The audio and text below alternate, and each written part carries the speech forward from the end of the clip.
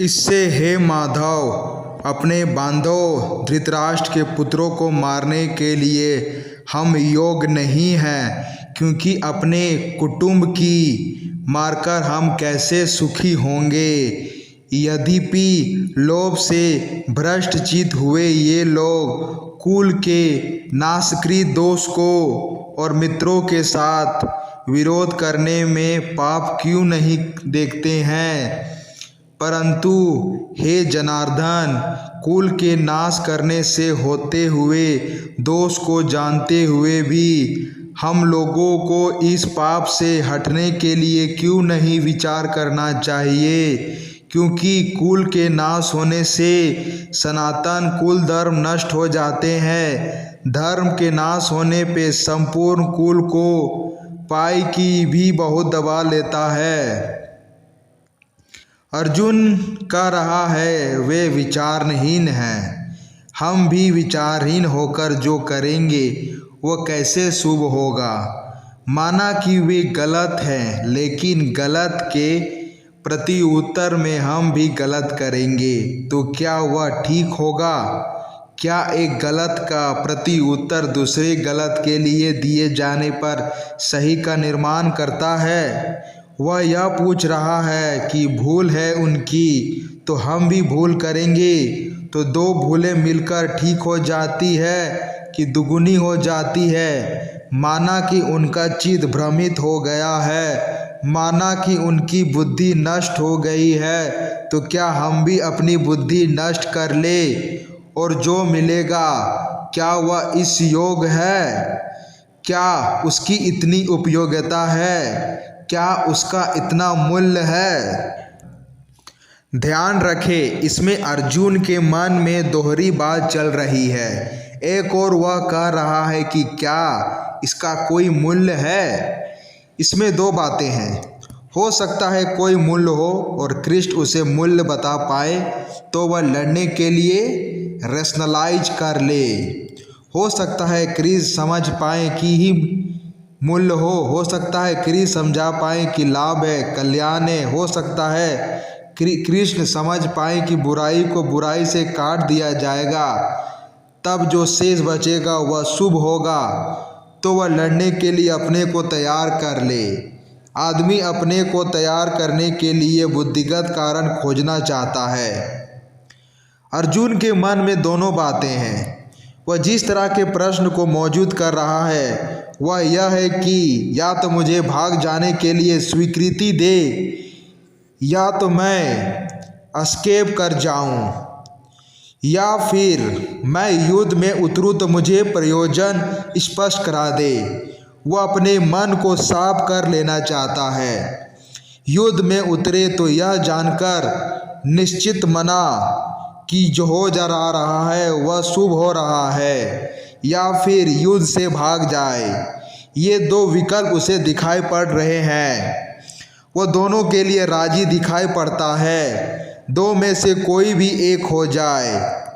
इसे थोड़ा समझ लेने जैसा है। आदमी सदा से अपने को बुद्धिमान, विचारशील, रैशनल समझता रहा है। अरस्तु ने तो आदमी को रैशनल एनिमल भी कहा है कि बुद्धिमान प्राणी है। लेकिन जैसे जैसे आदमी के संबंध में समझ हमारी बढ़ी वैसे वैसे पता चला कि उसकी बुद्धिमानी सिर्फ अपनी अबुद्धिमानियों को बुद्धिमानी सिद्ध करने से ज़्यादा नहीं है। आदमी का रीजन सिर्फ उसके भीतर जो इरेशनल है, जो बिल्कुल अबौद्धिक है, उसको जस्टिफाई करने की कोशिश में लगा है।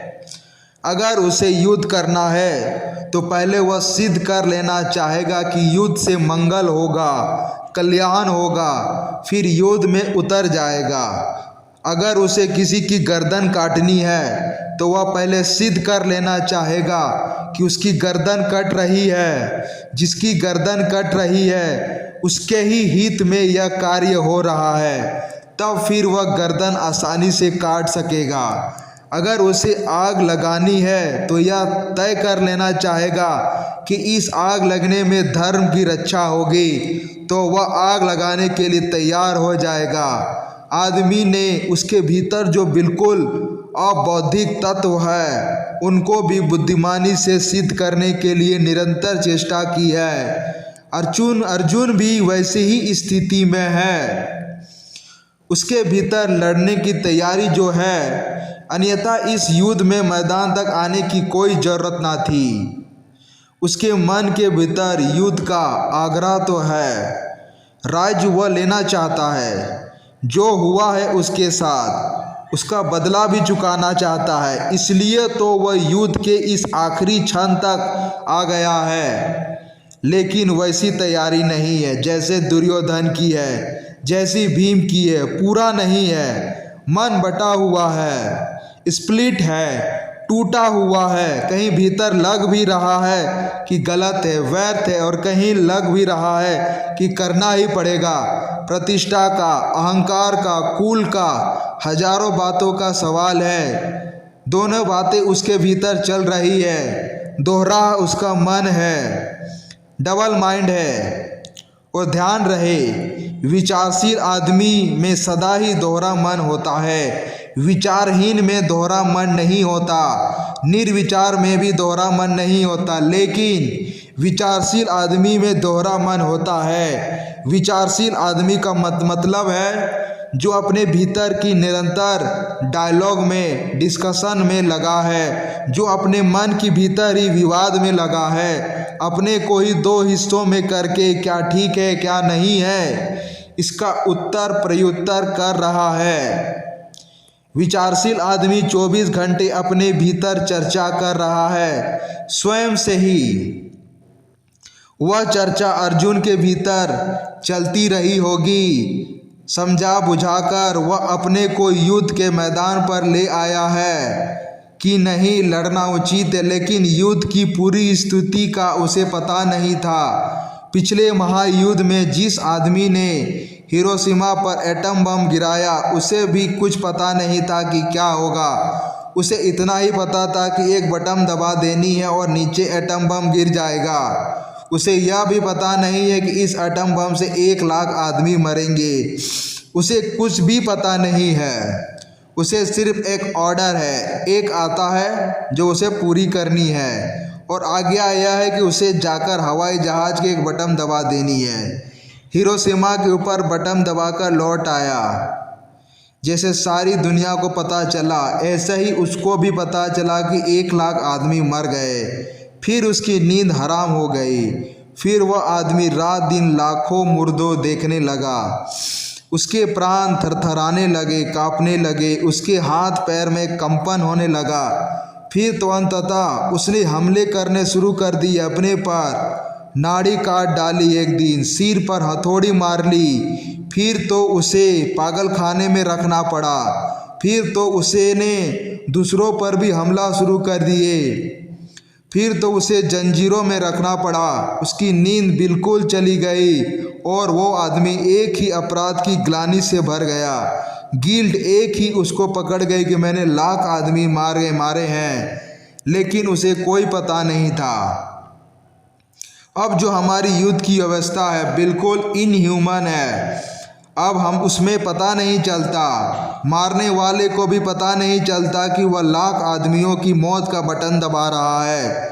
लेकिन महाभारत में स्थिति और थी, सभी चीज़ें सामने थी। युद्ध सीधा मानवीय था, ह्यूमन था, आमने सामने सब खड़े थे। अर्जुन देख सकता था रथ पर खड़ा होकर क्या होगा परिणाम। उसे दिखाई पड़ने लगा, इनमें फला मित्र है, वह मरेगा, उसके छोटे बच्चे हैं घर पर। ध्यान रहे, युद्ध जब भी हो वह इनह्यूमन हो गया है, अमान्य हो गया है। इसलिए अब बड़ा खतरा है, क्योंकि लड़ने वाले को भी साफ पता नहीं चलता कि क्या होगा।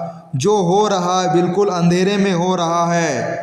और जो आदमी तय करते हैं उसको उसके पास भी फिगर होता है, आदमी नहीं होते हैं, आंकड़े होते हैं। उसके पास 1 लाख आदमी मरेंगे, 1 लाख आदमी मरेंगे, यह सुनकर कुछ भी पता नहीं चलता।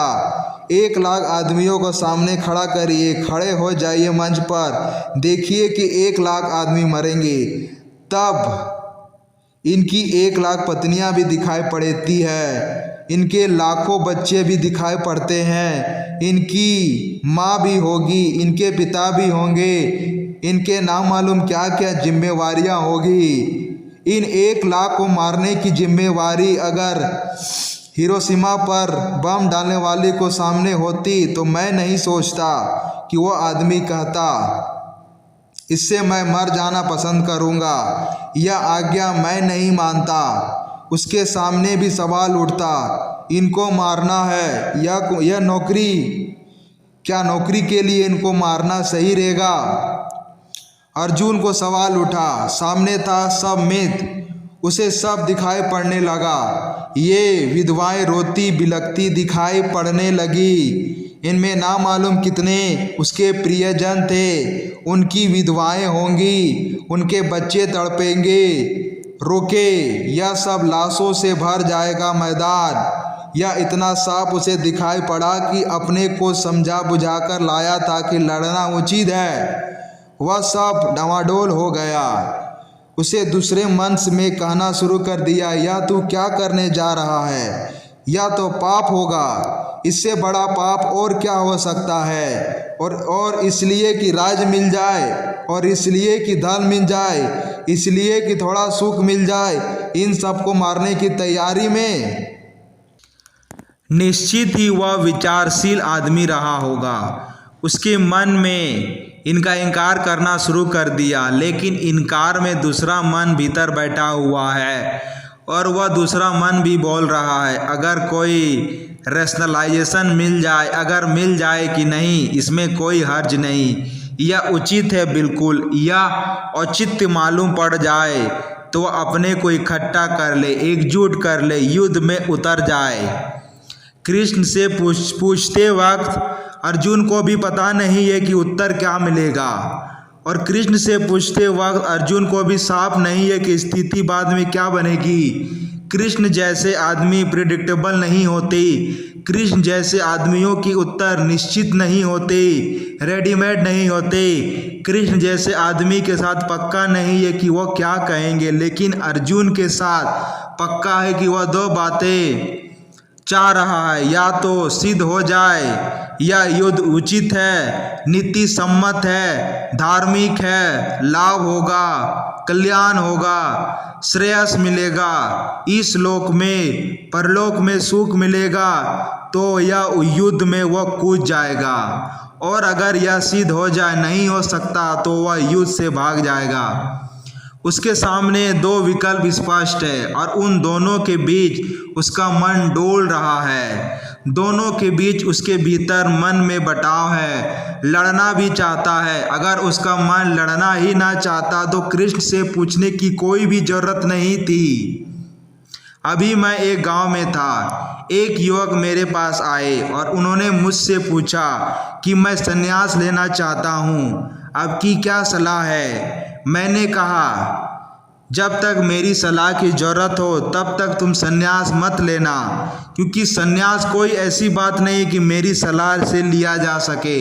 जिस दिन तुम्हें ऐसा लगे कि सारी दुनिया भी कहे संन्यास मत लो, तब भी तुम्हें लेने जैसा लगे तभी तुम लेना, तो ही संन्यास के फूल में आनंद की सुगंध आ सकेगी, अन्यथा नहीं आ सकेगी। वह अर्जुन सलाह नहीं मांगता। अगर आपको साफ एक मन हो जाता कि गलत है, चला गया होता। उसने कृष्ण से कहा होता कि संभालो इस रथ को, ले जाओ इन घोड़ों को जहाँ ले जाना है, और जो करना है करो, मैं जाता हूँ।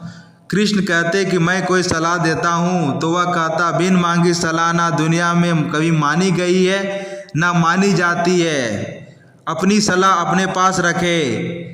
नहीं, लेकिन वह सलाह मांग रहा है, सलाह मांग रहा है, वही बता रहा है उसका दूसरा मन, उसका दोहरा मन बता रहा है।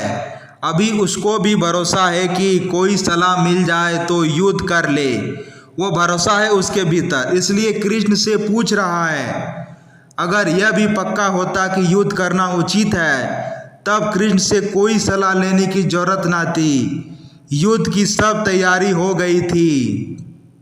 अर्जुन डवाडोल है, अर्जुन बटा है, इसलिए वह सारे सवाल उठा रहा है। उसके सवाल महत्वपूर्ण है और जो आदमी थोड़ा विचार करते हैं उन सबकी ज़िंदगी में ऐसे सवाल रोज़ ही उठते हैं। जब मन बट जाता है, दोहरे उत्तर एक साथ आने लगते हैं और सब निर्णय खो जाते हैं।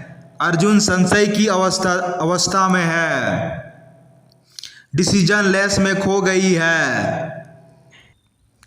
जब भी आप किसी से सलाह मांगते हैं तब वह सदा ही इस बात की खबर होती है कि अपने पर भरोसा खो गया है, सेल्फ कॉन्फिडेंस खो गया है।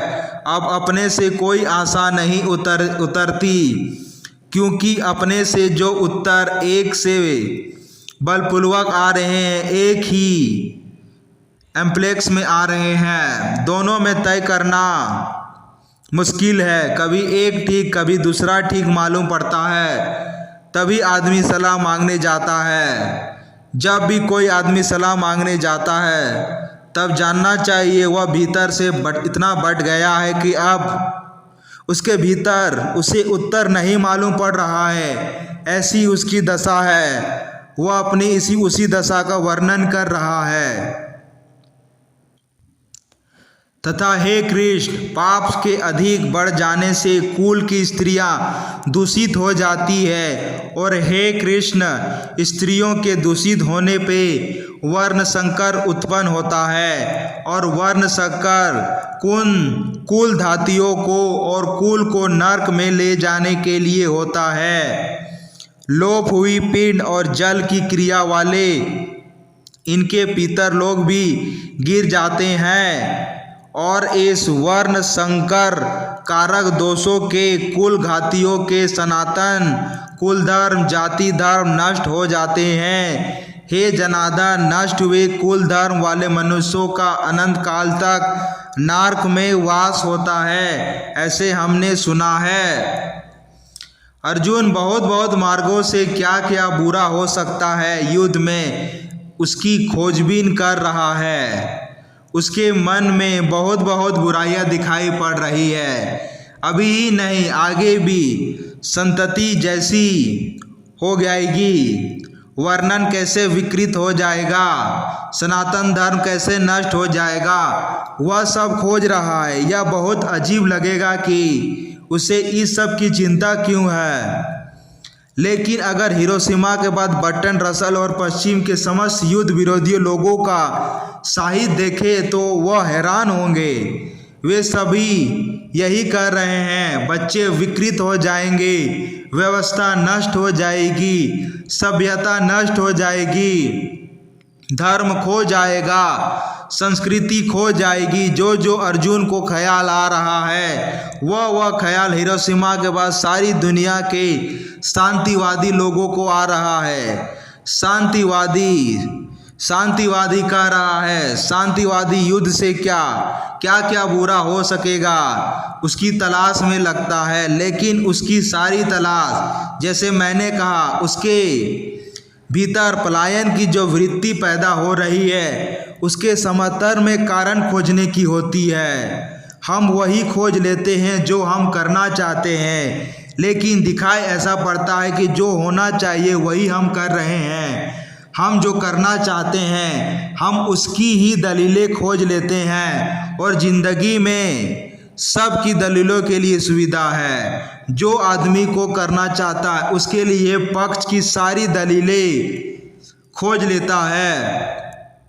एक आदमी ने अमेरिका में एक किताब लिखी कि 13 तारीख या 13 का आंकड़ा, 13 की संख्या खतरनाक है। बड़ी किताब लिखी और सब खोज लिया उसके कि 13वीं मंजिल पे कौन आदमी गिरकर मरा। तो आज तो अमेरिका में कई होटलों में 13 मंजिल भी नहीं है। या किताब के प्रभाव में, क्योंकि 13वीं पर कोई ठहरने को राजी नहीं है, 12वीं के बाद सीधी 14वीं मंजिल आ जाती है। 13 तारीख को अस्पताल में जो लोग भर्ती होते हैं उनमें से कितने मर जाते हैं। 13 तारीख को कितने एक्सीडेंट होते हैं सड़क पर। 13 तारीख को कितने लोगों को कैंसर होता है। 13 तारीख को कितने हवाई जहाज गिरते हैं। 13 तारीख को कितनी मोटरें टकराती है। 13 तारीख को क्या क्या उपद्रव होता है उसने सब इकट्ठा कर लिया। 12 को भी होता है, 11 को भी होता है, उतना ही, लेकिन वह उसे छोड़ दिया। 13 का सब इकट्ठा कर लिया। कोई अगर 11 तारीख के खिलाफ हो तो वह 11 तारीख के लिए यह सब इकट्ठा कर लेगा। अगर कोई 13 तारीख के पक्ष में हो तो 13 तारीख को बच्चे भी पैदा होते हैं। 13 तारीख को हवाई जहाज नहीं भी गिरते हैं। 13 तारीख को अच्छी घटनाएं भी घटती हैं, विवाह भी होते हैं। 13 तारीख को मित्रता भी बनती है। 13 तारीख को विजय उत्सव भी होते हैं। 13 तारीख को भी सब अच्छा ही होता है। आदमी का चित्त उसे खोज लेता है जो वह चाहता है। अभी वह पलायन चाहता है अर्जुन, तो वह यह सब खोज रहा है। कल तक उसने यह बात नहीं कही थी, कभी नहीं। कल तक उसे आने वाली संतति को क्या होगा कोई मतलब ना था। युद्ध के आखिरी क्षण तक उसे कभी इन सब बातों का ख्याल ना आया। आज सब ख्याल आ रहा है। आज उसके मन को पलायन पकड़ रखा है तो वह सब दलीलें खोज रहा है। अब यह बड़े मज़े की बात है।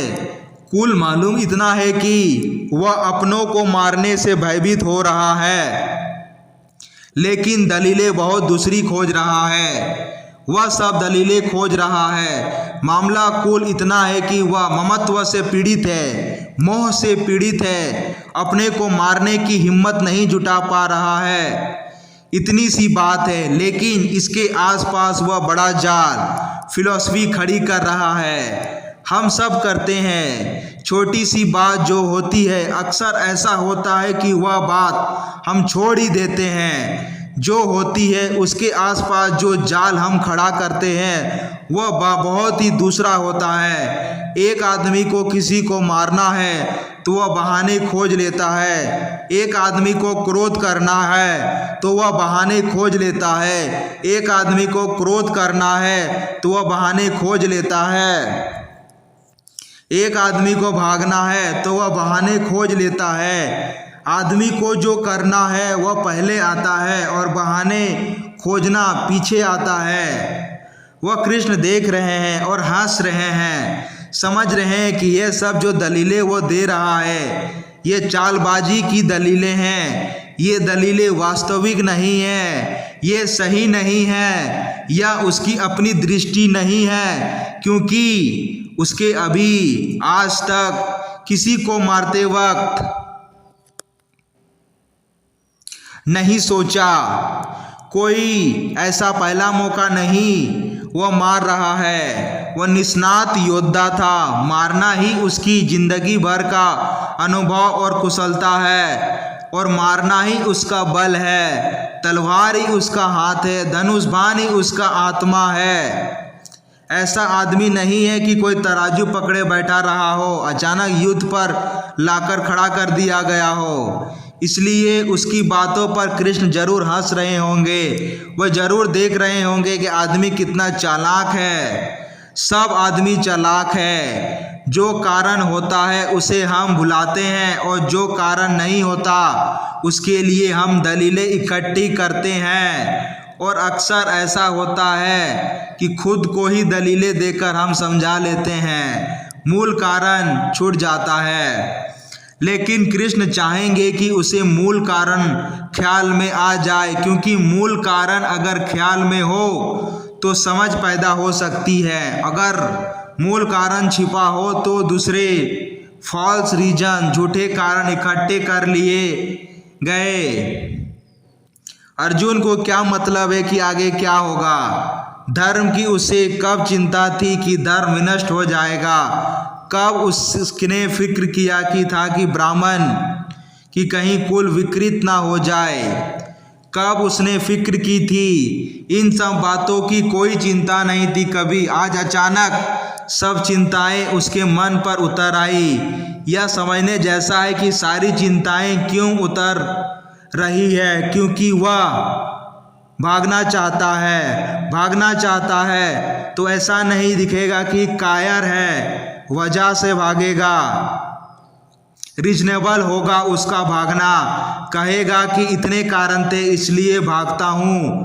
अगर बिना कारण भागेगा तो दुनिया हंसेगी। यही उसकी चालाकी है। यही सब हम सब की चालाकी है। हम जो भी कर रहे हैं उसके लिए पहले कारण का एक जाल खड़ा करेंगे। जैसे मकान को बनाते हैं तो एक स्ट्रक्चर खड़ा करते हैं, ऐसे हम एक जाल खड़ा करेंगे। उस जाल से हम दिखाएंगे कि यह ठीक है, लेकिन मूल कारण बिल्कुल और होगा। अगर कृष्ण को यह साफ दिखाई पड़ जाए कि अर्जुन जो कर रहा है वही कारण है, तो मैं नहीं मानता कि धर्म का विनाश करवाना चाहेंगे। मैं नहीं मानता कि वे चाहेंगे कि बच्चे विकृत हो जाए। मैं नहीं सोचता कि वे चाहेंगे कि संस्कृति सनातन धर्म नष्ट हो जाए। नहीं, वे चाहेंगे, लेकिन ये कारण नहीं है। ये फॉल्स सब्स्टिट्यूट है। ये झूठे परिपूरक कारण है। इसलिए कृष्ण इनको गिराने की कोशिश करेंगे, इनको काटने की कोशिश करेंगे। वे अर्जुन जो यहाँ लाएंगे जहाँ मूल कारण है, क्योंकि मूल कारण से लड़ा जा सकता है, लेकिन झूठे कारणों से लड़ा नहीं जा सकता। इसलिए हम मूल को छिपा लेते हैं, झूठे कारणों में जीते हैं। या अर्जुन की मनोदशा ठीक से पहचान लेनी जरूरी है। या रीजन की कनिंगनेस, यह बुद्धि की चालाकी सीधा नहीं कहता कि मैं भाग जाना चाहता हूँ। नहीं होता मन अपनों को मारने, यह तो आत्मघात है। मैं जो कर रहा हूँ सीधा नहीं कहता। दुनिया में कोई आदमी सीधा नहीं कहता। जो आदमी सीधा कहता उसकी ज़िंदगी में क्रांति हो जाती है। जो ईर्ष्या तिरछा कहता है उसकी ज़िंदगी में कभी क्रांति नहीं होती। वह जिसको कहते हैं झाड़ी के आसपास पीटना, बीटिंग अराउंड दी बुश, बस ऐसे ही वह पीटेगा पूरे वक्त। झाड़ी बचाएगा, आसपास पिटाई करेगा, अपने को बचाएगा, हजार कारण खोजेगा। छोटी सी बात है, सीधी उसकी हिम्मत खो रहा है। ममत्व के साथ हिम्मत जा रही है, उतनी सीधी बात नहीं कहेगा। सारी बातें इकट्ठी कर रहा है। उसके कारण सुनने और समझने जैसे है। हमारा चित्त भी ऐसा करता है, इसलिए समझना उपयोगी है। आज इतना ही, फिर कल सुबह। तब तक के लिए नमस्कार।